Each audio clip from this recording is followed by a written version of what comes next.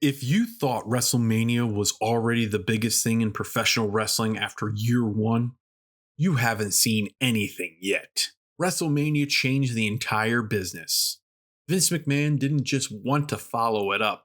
He wanted to outdo it in every way possible. And how do you top a cultural phenomenon? You don't go bigger, you go bolder. 3 cities, 3 venues, 3 main events, all on the same night. New York gets the spectacle, a boxing match between Roddy Piper and Mr. T. Chicago gets the chaos, a 20-man battle royal featuring both World Wrestling Federation superstars and NFL players. And Los Angeles? That's where the gold is on the line, as Hulk Hogan defends the WWF Championship against the unstoppable King Kong Bundy inside a steel cage. This wasn't a wrestling show, this was a national experiment. A coast-to-coast gamble that would either cement the WWF as untouchable or expose the limits of going too big, too fast.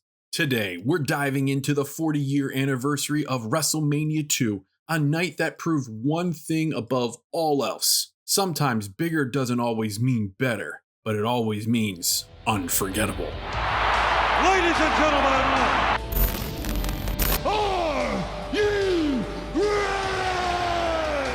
Welcome to and new. Oh yeah! It's going to be the biggest battleground in the history of our sport. As God is my witness, he is broken in half. But I'm better than you, and you know it. You want some? Come get some. Acknowledge me. The irresistible force meeting the immovable object. Welcome, wrestling fans, to the Wrestling Universe Channel's podcast, where pro wrestling fans discuss what we love, pro wrestling. So as always, if it's your first time listening in, we, the Wrestling Universe Channel, would like to thank you for taking the time to listen. And if you have returned, we want to give you a special shout out of thanks for sticking around the Wrestling Universe Channel. We invite you to follow us on YouTube and Spotify. Links below. WrestleMania 2, what the world has come to.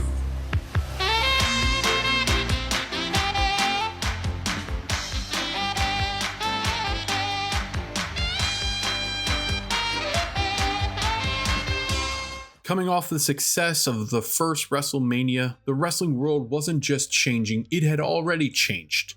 The World Wrestling Federation had officially broken out of the territorial system. Pay-per-view wasn't fully the standard yet, but the idea of wrestling as a nation and even a global entertainment product was now very real. And at the center of all of it was Vince McMahon, who saw WrestleMania not just as an annual show, but as a platform to dominate the industry. So what does he do in 1986? He pushes the boundaries even further. Instead of running one massive arena, Vince McMahon decides to create a coast-to-coast spectacle. New York, Chicago, and Los Angeles all hosting WrestleMania 2 simultaneously. The idea wasn't just scale, it was a presence. It made the World Wrestling Federation feel like it was everywhere at once. And let's be real, that wasn't done in a vacuum, because just months earlier, Dusty Rhodes had successfully ran Starrcade in 2 locations under Jim Crockett Promotions. That was seen as innovative. Vince saw that and raised it. 3 cities, not 2. This was part competition, part ego, and part business strategy. By spreading WrestleMania across major markets, the World Wrestling Federation could maximize ticket revenue, expand its footprint, and flex its growing dominance, especially in places like Chicago, where running the Rosemont Horizon symbolized taking ground from Verne Gagne and the AWA. At the same time, the rosters were stacked with larger-than-life personalities. Hulk Hogan was still riding the wave of Hulkamania. Celebrity crossover was alive as well with Mr. T, and the company was experimenting with spectacle over pure wrestling, leaning heavily into entertainment, presentation, and mainstream appeal. Compared to today's wrestling landscape, where global streaming and weekly TV dominate, this was uncharted territory. There were no guarantees this would work, no blueprint, just ambition. and a whole lot of risk. Let's take a peek behind the mysterious curtain on what drama, situations, politics, everything hush-hush that only the dirt sheet somehow got a hold of. It's time to go behind the curtain. From the February 17, 1986 Wrestling Observer newsletter, WrestleMania 2 has been moved from March 31st to April 7th because they don't want to go up against an NCAA championship game. But Dave Meltzer has no idea what the main event of the show is going to be. It won't be at MSG because the Knicks are playing there, so Dave thinks they'd better do it in LA because of the media coverage. Mr. T is advertised already in some form, and one thing is for sure, we'll be sick of hearing about the show after 2 weeks of hype. His only guess at the moment is Hulk Hogan vs. Randy Savage. Maybe. From the March 24th, 1986 Wrestling Observer newsletter, interestingly, Jesse the Body Ventura vs. Bruno Sammartino was supposed to happen on this show, WrestleMania 2. But Jesse Ventura's health is rapidly deteriorating at this point, and he can't get medical or insurance clearance to wrestle again. So he's essentially retired now. Vince McMahon really wants Ted DiBiase to come in as a heel. They're offering him somewhere around $6,000 per week. And the last thing from this Observer newsletter. So apparently things are not easy going with Mr. T this time around. He's refusing to do any PR work for WrestleMania 2 and has been generally uncooperative with everything asked of him. Now let's dive into the business side of this event, where we talk revenue, attendance, and impact, basically where the numbers tell the story. From a numbers standpoint, WrestleMania 2 is fascinating because it tells two different stories at the same time. On one hand, the total attendance across all three venues came in at 40,085. That breaks down to 16,585 at the Nassau Coliseum in New York, 9,000 at the Rosemont Horizon in Chicago, and 14,500 at the Los Angeles Memorial Sports Arena. Ticket prices range from $20 to $100, which in 1986 was a pretty significant range depending on your seat and city. But here's where things really get interesting, because WrestleMania 2 wasn't just a live event, it was a closed circuit phenomenon. Now, if you're a newer fan, closed circuit television in 1986 was essentially the early version of pay-per-view. Instead of ordering the event at home, fans would go to theaters or arenas where the show was broadcast live on a big screen. It turned WrestleMania into a shared, almost movie-like experience. And the numbers? Approximately 320,000 people attended closed circuit screenings, paying around $15 per ticket. That's massive. On top of that, the event pulled a 7.0 buy rate. Now, what does that mean? A buy rate represents the percentage of households that purchase the event out of the total available market. A 7.0 buy rate in that era translates to roughly 400,000 buys, which for 1986 is incredibly strong. Financially, that wasn't a failure by any means, but logistically, this was a monster. Running 3 live events across 3 time zones required an enormous production effort. Feeds had to be coordinated so that fans in each building could watch matches happening in other cities via closed circuit. Timing had to be precise. There was no room for major error. And then there's the Chicago factor. Running the Rosemont Horizon wasn't just another booking, it was symbolic. The WWF stepping into that building meant that they're planting a flag in AWA territory, taking direct aim at Verne Gagne's stronghold. So while WrestleMania 2 may not always get the same praise creatively, it absolutely delivered on one thing: expansion. Alright wrestling fans, the moment has come where we dive in and unpack this event's match card. And let's take a moment to highlight this rundown the only way possible, with a little assistance. The opening contest of WrestleMania 2 in New York features 2 powerful competitors in the magnificent Don Muraco and Mr. Wonderful Paul Orndorff.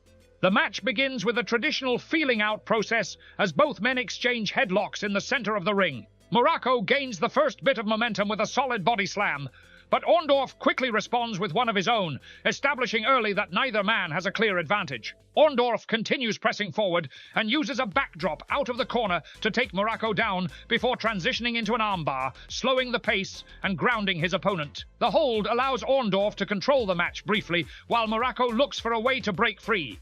Don Muraco eventually counters when Paul Orndorff attempts to whip him into the corner. Instead of being sent across the ring, Orndorff maintains his grip on the arm, forcing Muraco to improvise. Muraco escapes the hold with a sudden Samoan drop, shifting the momentum back in his favor. Both men rise and the action intensifies as they begin trading punches in the corner. The exchange spills over the top rope, sending both competitors to the arena floor. With neither wrestler able to return to the ring before the referee's count reaches 10, the match ends in a double count out at approximately 4.5 minutes. Dave Meltzer gave this match a dud rating. The WWF Intercontinental Championship was on the line as Randy Macho Man Savage defended the title against the unpredictable George the Animal Steele. From the opening bell, Savage tried to keep his distance, repeatedly backing away and circling the ring to avoid Steele's unorthodox offense.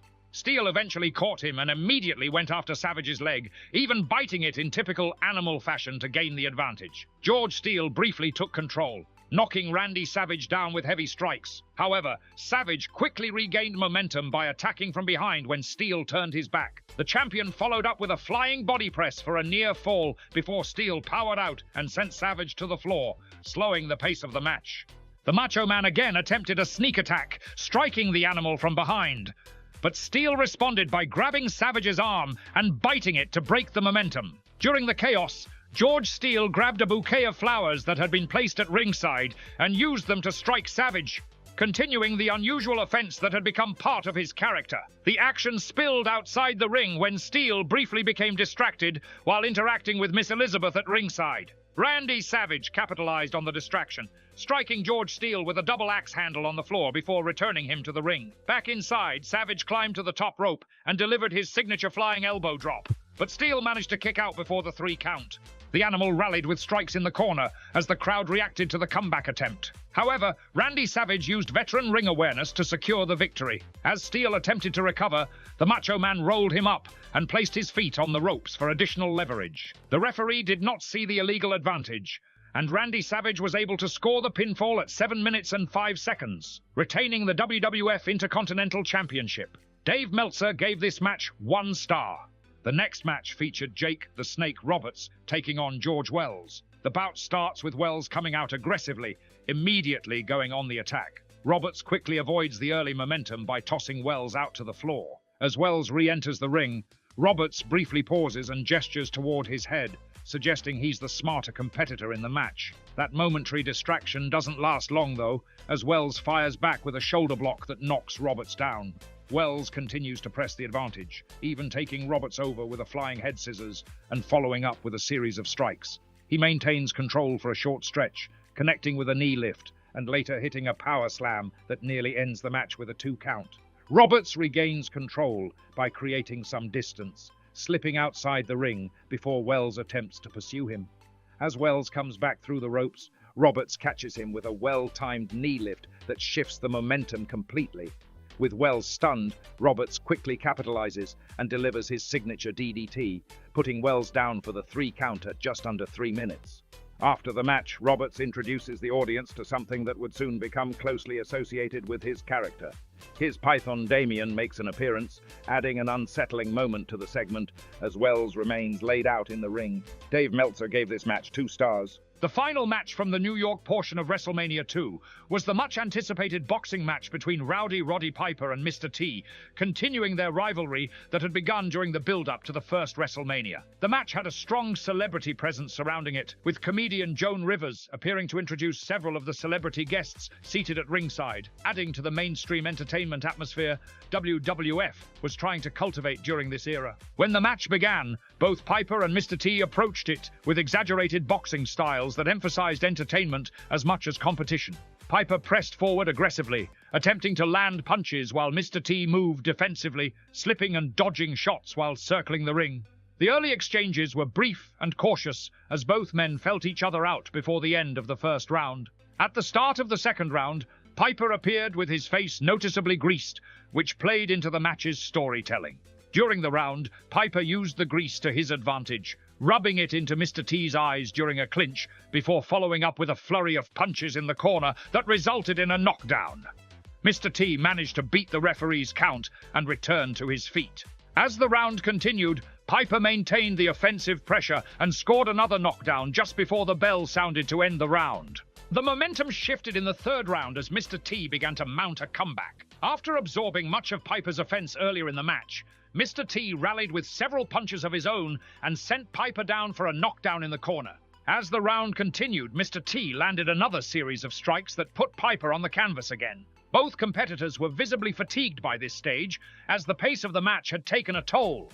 By the fourth round, the match had become increasingly chaotic. Piper threw his corner stool toward Mr. T, escalating the situation and leading to a brief exchange of punches between the two. Moments later, Piper lifted Mr. T and delivered a body slam inside the ring, a move illegal under boxing rules. The referee immediately disqualified Piper at the 13-minute, 20-second mark, awarding the match to Mr. T. Despite the unconventional nature of the bout, the crowd inside the arena remained engaged throughout the contest, reacting loudly to the knockdowns and the escalating tension between the two rivals. Dave Meltzer gave this match the worst rating of the event, with -5 stars. We now head over to Chicago, Illinois for the second portion of WrestleMania 2. The WWF Women's Championship was on the line as Fabulous Moolah defended the title against Velvet McIntyre. Moolah opened the match aggressively, taking control early with a series of hair tosses and a clothesline that put the challenger on the defensive almost immediately. McIntyre responded with her trademark quickness, firing back with a pair of dropkicks that briefly shifted the momentum. She then climbed to the top rope, looking to capitalize with a flying body press. However, the move missed its target, allowing Moolah to quickly take advantage of the opening. Moolah covered McIntyre for the pinfall at approximately the 1-minute mark, bringing the match to an abrupt conclusion and successfully retaining the WWF Women's Championship. The bout ended earlier than expected due to a wardrobe issue that required attention, resulting in a very short match that limited the amount of offense either competitor could showcase. Dave Meltzer gave this match a dud rating. A flag match between Corporal Kirchner and Nikolai Volkov, continuing the patriotic rivalry that was common in the WWF during the mid-1980s. The match began with Volkov quickly taking control. He used his size advantage to throw Kirchner to the outside and drove him into the ring post multiple times, establishing early dominance before bringing the action back into the ring. Kirchner eventually rallied and fought back with a series of punches, attempting to turn the momentum in his favor. During the exchange, the referee was accidentally knocked down, leaving the match temporarily without an official. With the referee incapacitated, Kirchner grabbed Freddie Blassie's cane at ringside and struck Volkov with it. As the referee recovered, Kirchner covered Volkov and secured the pinfall victory at the 1-minute and 45-second mark. Dave Meltzer gave this match a dud rating. The WWF World Tag Team Championship match featured the Dream Team, Greg the Hammer Valentine and Brutus Beefcake, accompanied by manager Johnny Valiant, defending against the rising team of the British Bulldogs, Davey Boy Smith and Dynamite Kid, with Captain Lou Albano in their corner. Adding to the spectacle at ringside was rock star Ozzy Osbourne, supporting the challengers. 2 referees were assigned to the match to maintain control, hinting at the importance of the contest. The action began with Valentine and Davey Boy Smith exchanging forearms before Davey took control by targeting Valentine's arm. Dynamite Kid quickly entered the match and continued the momentum for the Bulldogs, driving Valentine into the corner and scoring an early 2 count. The challengers maintained the early advantage with quick tags and fast-paced offense. Dynamite followed with a snap suplex, and Davey Boy Smith executed a delayed vertical suplex that nearly resulted in a pinfall. Valentine eventually retreated to the outside before regaining control after returning to the ring, striking Smith with forearms in the corner and grounding him with a headbutt. Brutus Beefcake entered the match and began focusing on Smith's arm, but Smith countered with a powerful press slam to break free. Dynamite Kid returned to the ring and continued the Bulldogs' offense with sharp strikes and quick pin attempts, including a small package and several near falls that kept the champions under pressure. The pace remained quick as both teams traded momentum. Valentine re-entered the match and immediately struck Davey Boy Smith with a forearm from the top rope before following up with a suplex for another near fall. Dynamite Kid later responded with aggressive offense of his own, attacking Valentine in the corner and teaming with Smith for a double-team shoulder block. The Bulldogs continued pressing the champions with a series of pin attempts. Dynamite connected with a sunset flip and later a backbreaker, each resulting in close counts. Greg Valentine eventually turned the tide with a pile driver on Dynamite Kid, though the move only resulted in a 2 count. As the match progressed, both teams began to rely more heavily on teamwork. Dynamite attempted to continue the Bulldogs' momentum by climbing the ropes, but the Dream Team interfered to prevent another potential finishing move. Davey Boy Smith responded with a power slam on Valentine and followed with a suplex that nearly ended the match. The turning point came when Valentine whipped Davey Boy Smith into the ring post, injuring his shoulder. The Dream Team immediately focused their offense on the injured arm, with Beefcake applying a hammerlock and Valentine delivering a shoulder breaker to weaken the challenger. Despite the sustained attack, the Bulldogs managed to create one final opening. Dynamite Kid positioned himself on the ropes while Davey Boy Smith sent Valentine toward him. Valentine smashes into Dynamite's head, stunning the champion as Dynamite loses his footing and goes crashing down onto the ringside floor. This would lead to a basic concussion. As Valentine was dazed on the mat, Smith to capitalize with the pinfall. After just over 12 minutes of action, the British Bulldogs secured the victory and captured the WWF World Tag Team Championship, marking a major milestone for the team and solidifying their rise in the WWF Tag Team division. Dave Meltzer gave this match the best rating of the night with 4 stars. The final match in Chicago was a unique attraction match, a 20-man battle royal that brought together WWF superstars and players from the National Football League. Serving as guest referees were football legends Dick Butkus and Ed Too Tall Jones. Representing the NFL were Jimbo Covert, Harvey Martin, Ernie Holmes, Bill Fralick, Russ Francis, and William Refrigerator Perry. The WWF side included Pedro Morales, Tony Atlas, Ted Arcidi, Danny Spivey, Hillbilly Jim, King Tonga, the Iron Sheik, B. Brian Blair, Jim Brunzell, Big John Studd, the Hart Foundation, Bruno Sammartino, and Andre the Giant. As the bell rang, the ring quickly filled with action as wrestlers paired off across the ring. One of the first confrontations saw Andre the Giant and Big John Studd begin trading blows in the corner, continuing their ongoing rivalry. At the same time, several participants attempted to work together to eliminate William Refrigerator Perry, but the large NFL lineman proved difficult to move over the top rope. The first eliminations occurred about a minute into the match when King Tonga and Jimbo Covert both tumbled over the top rope during a struggle along the ropes. Ernie Holmes followed shortly after, being forced out by Big John Studd. Hillbilly Jim then exited the match after leaving the ring area while still wearing a protective cast on his arm. Around the same time, Tony Atlas was also eliminated during the ongoing scramble inside the ring. The ring continued to thin as Pedro Morales and Harvey Martin were both eliminated in quick succession during a sequence near the ropes. Ted Arcidi was later tossed over the top rope by Hillbilly Jim, and additional eliminations soon followed as Danny Spivey, Jim Brunzell, and B. Brian Blair were all removed from the match during a hectic stretch. Big John Studd and the Iron Sheik briefly worked together to eliminate Bill Fralick. Moments later, Bruno Sammartino sent the Iron Sheik over the top rope, but Sammartino himself was eliminated shortly afterward when Studd forced him out. With fewer participants remaining, William Perry confronted Big John Studd in the ring. After exchanging strikes in the corner, Perry charged towards Studd but was lifted and thrown over the top rope. As Perry exited, he approached Studd for what appeared to be a handshake, only to pull Studd down from the apron moments later, eliminating him from the match. Andre the Giant continued to dominate the remaining field. He struck Russ Francis with a headbutt, but the Hart Foundation worked together to temporarily neutralize Andre by sending him into the ropes with a double dropkick. The Hart Foundation then focused on Russ Francis and managed to eliminate him from the match. That left the Hart Foundation facing Andre the Giant alone. The two attempted to double-team Andre in the corner, using a whip to send Jim into him. When they tried the strategy again, Andre fought back, overpowering both men. With control of the ring restored, Andre forced each member of the Hart Foundation over the top rope, eliminating them and securing the victory in the Battle Royal. Dave Meltzer gave this match 2 stars.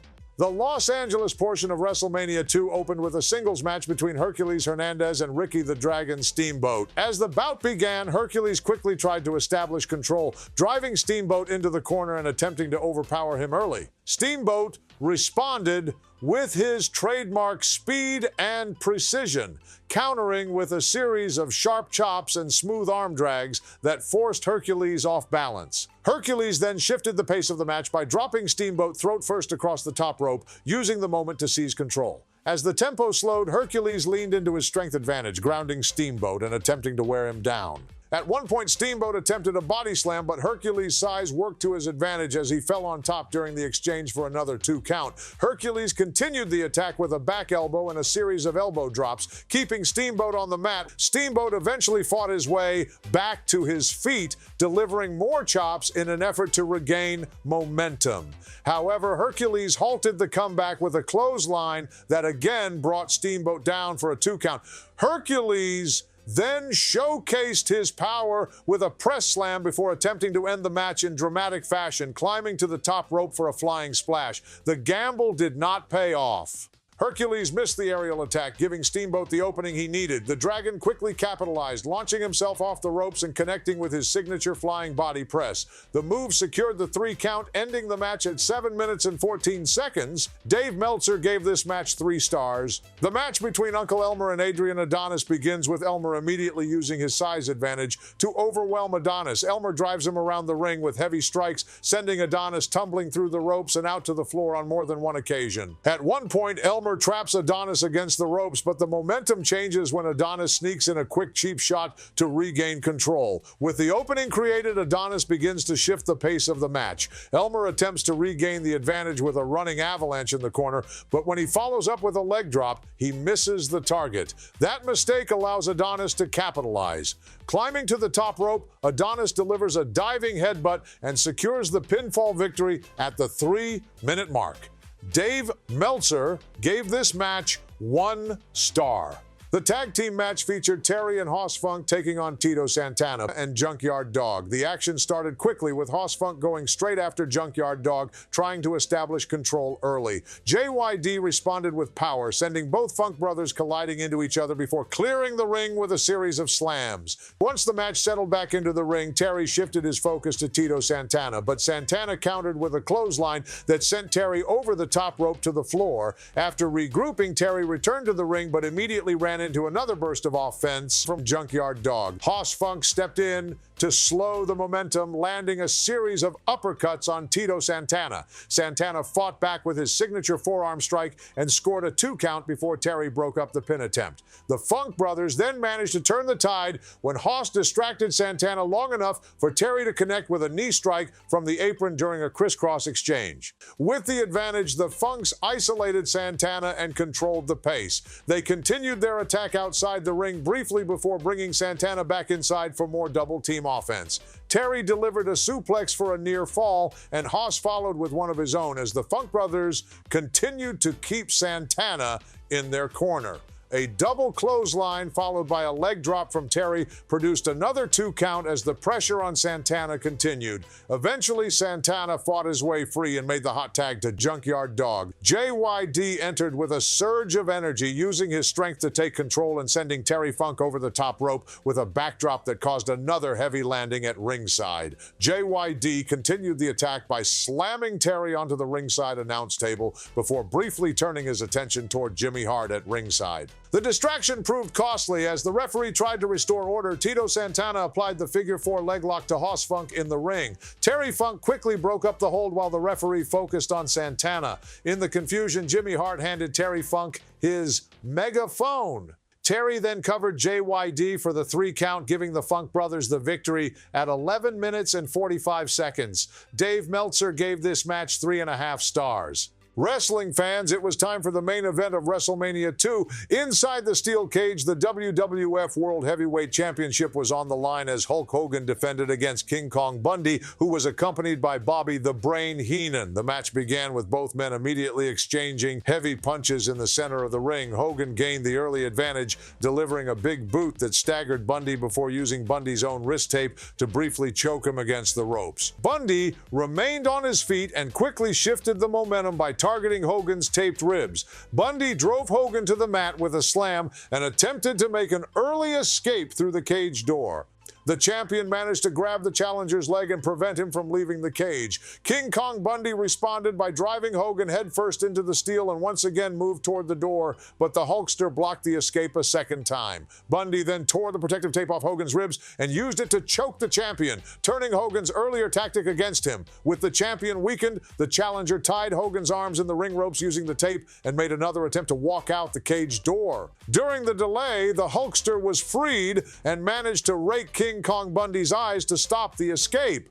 The champion regained some momentum, landing several punches before sending Bundy into the steel cage multiple times. As the match continued, both men showed the physical toll of the bout. Hulk Hogan attempted a slam but fell backward under Bundy's weight. The Hulkster again used the tape around King Kong Bundy's neck to slow him down, but the challenger answered with his signature avalanche in the corner, followed by a massive splash. Hogan kicked out, prompting Bundy to deliver a second splash in an effort to finish the match. Despite the punishment, the Hulkster began to rally. The champion powered Bundy over with a power slam, then delivered his trademark leg drop. Instead of escaping through the door, Hulk Hogan chose to climb over the top of the steel cage. After reaching the floor outside, Hogan was declared the winner at 10 minutes and 15 seconds, successfully retaining the WWF World Heavyweight Championship. Dave Meltzer gave this match 1.25 stars.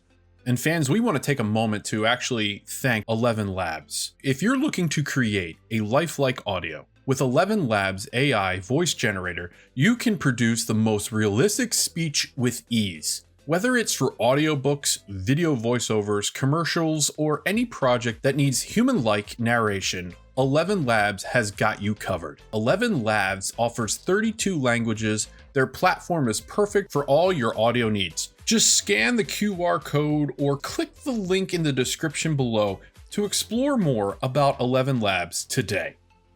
All right, wrestling fans, get your erasers out. It's time for us to be the bookers for this event. It's a segment of the show that really starts making all us wrestling fans a fantasy booker. Here are some what-if scenarios and/or ideas about this event for many of you to ponder and discuss. Now let's have some fun, because WrestleMania 2 is one of those events where the what-ifs are just as interesting as what actually happened. First, what if instead of King Kong Bundy, the main event challenger to Hulk Hogan was Big John Studd? Studd had the history. He had been a long-term rival of Andre the Giant, and he already worked with Hogan in the past. But by 1986, the company clearly saw something in Bundy. He was fresh in the top monster heel role, and his association with Bobby Heenan gave him immediate credibility. Still, if you swap Bundy for Studd, you might get a stronger story going into the match. Big John Studd was already established, already hated, already larger than life. The buildup could have leaned more into personal rivalry than just Unstoppable Force versus Unstoppable Champion. Would the match itself change? Probably not. Hogan was still winning, especially inside a steel cage. But the emotion leading into it, that might have been stronger. What if Andre the Giant wasn't in the Battle Royal, but instead faced King Kong Bundy one-on-one at WrestleMania 2? This is one of those ideas that feels obvious in hindsight. Two giants, two attractions, both already clashing on the house show circuit, just like Hogan and Studd. Putting Andre and Bundy on a WrestleMania stage feels like a no-brainer. But here's the catch. It might not have worked as well as we think. Andre the Giant at this time was still being protected heavily. His matches were attractions, yes, but they were also carefully managed. A match with Bundy could have exposed limitations, especially on a stage as experimental as WrestleMania 2. There's also the matter of placement. With 3 separate main events already happening, would Andre vs. Bundy have gotten lost in the shuffle? Or would it have overshadowed everything else? It's a great, quote-unquote, on paper matchup, but logistically and stylistically, it might not have hit the way fans imagined. And finally, what if William Refrigerator Perry actually won the Battle Royal? Now this one is wild, but also kind of makes sense. You're in Chicago. You've got a hometown NFL hero. And in this scenario, let's say Andre isn't there and Studd isn't there. Suddenly the door is open. If the refrigerator wins, the crowd goes absolutely insane. It becomes one of the most talked about celebrity moments in wrestling history. But here's the downside.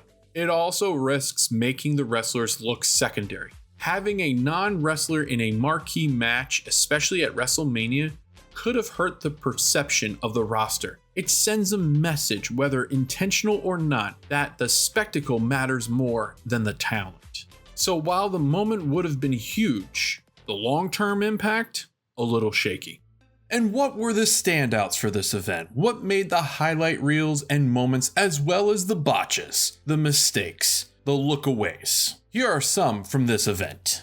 Alright, let's rapid fire the standouts and lowlights from WrestleMania 2 because the show had both in full force. When it comes to the match of the night, most fans, and honestly most critics, will point to the British Bulldogs taking on the Dream Team. Davey Boy Smith and Dynamite Kid brought a completely different energy compared to the rest of the card. This was fast-paced, crisp, and ahead of its time in 1986. The tag team title win felt big. It felt earned, and it's one of the few matches from this show that truly holds up when you go back and watch it today. Right behind that, you got the spectacle of the WWF taking on the NFL Battle Royal. Seeing Andre the Giant standing tall at the end is iconic. But let's be real, a lot of buzz came from William Refrigerator Perry getting his shine. That crossover appeal, that's exactly what WWF was banking on in this era. Another unrated gem that doesn't get enough love, Ricky the Dragon Steamboat taking on Hercules Hernandez. If you're looking for something more technical and grounded in actual wrestling, this is that match. It kind of gets lost in the shuffle because of everything else going on, but it's absolutely worth revisiting. And of course, you can't ignore the main event, Hulk Hogan vs. King Kong Bundy inside the steel cage. It's not a technical masterpiece, but it didn't need to be. This was classic 80s storytelling. Hero vs. monster, larger than life, and it closed the show the way WrestleMania was designed to end, with Hulkamania standing tall. Now on the flip side, the botch of the night, and honestly one of the most infamous segments in WrestleMania history, goes to the boxing match between Mr. T and Rowdy Roddy Piper. This thing was rough. What was supposed to be a fun celebrity attraction turned into a complete mess. The pacing was awkward, the crowd didn't fully buy into it, and then it ends with Piper getting disqualified for body slamming Mr. T. It felt more confusing than climactic, and it's aged very poorly. Then you've got the match between Paul Orndorff and Don Morocco, and not for the reason you'd want. During the match, Orndorff made an unscripted and offensive slanted eye gesture mocking Mr. Fuji. It was completely out of line, especially for a babyface. And it's something that WWE has since edited out most replays and modern broadcasts. Another low point, Adrian Adonis taking on Uncle Elmer. This one is almost universally criticized. It's slow, clunky, and just doesn't connect with the audience at all. It's the kind of match that completely kills momentum. And lastly, there's the overall production. The 3-city format, while ambiguous, created a disjointed viewing experience. Cutting between New York, Chicago, and Los Angeles made it hard to stay invested in any one story. And with closed circuit feeds being the primary way people watched, there were technically hiccups that didn't exactly help. And what about the pop of the night? What got fans overly excited? Got them on their feet? Caused pandemonium? Let's take a listen, shall we? Your mind immediately goes to Hulk Hogan and that iconic entrance. And yeah, that reaction was massive. Others might point to the British Bulldogs winning tag team gold, a feel-good moment that definitely hit with the crowd. But if we're talking pure explosive reaction, it's hard to ignore what happened in Chicago when William Refrigerator Perry stepped into that battle royal.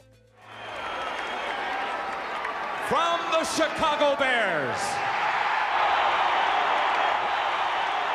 weighing 304 pounds, the one, the only, the Refrigerator, William Perry.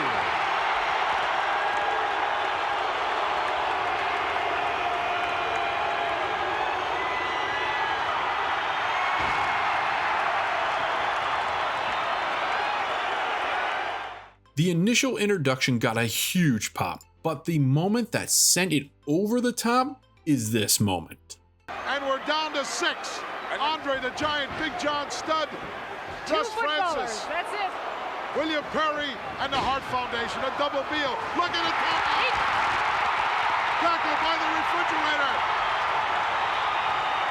He drove both men over the top rope, but they did not reach the arena floor. All 6 are still in it. The refrigerator calls for a tackle. He got John Studd and knocked him right into the corner. It was unexpected, it was chaotic, and it perfectly captured what WrestleMania 2 was all about, blending sports, entertainment, and spectacle into something completely different. 40 years later, WrestleMania 2 stands as one of the most unique and most debated events in pro wrestling history. It didn't quite capture the magic of the first WrestleMania, and it didn't refine the formula the way the future WrestleManias would, but it did take a risk, a massive, ambitious, borderline chaotic risk. And in doing so, it helped shape what WrestleMania would eventually become. Not just a wrestling show, but a spectacle willing to experiment, evolve, and sometimes fail forward. Because without WrestleMania 2, you don't get the lessons that led to WrestleMania 3. And without that, you might not get the global phenomenon we know today. So whether you see it as a success, a misstep, or something in between, WrestleMania 2 will always be remembered for one thing. It dared to be bigger than the business was ready for. As always, we appreciate and thank you all for taking the time to be a part of our episode here on the Wrestling Universe channel. Please let us know how we did, or if you have anything you would like to contribute to this episode, we would love to hear your feedback. And you know the drill. Follow us on all of our social platforms, Instagram, YouTube, and Spotify, and we look forward to the next episode. So long, wrestling fans.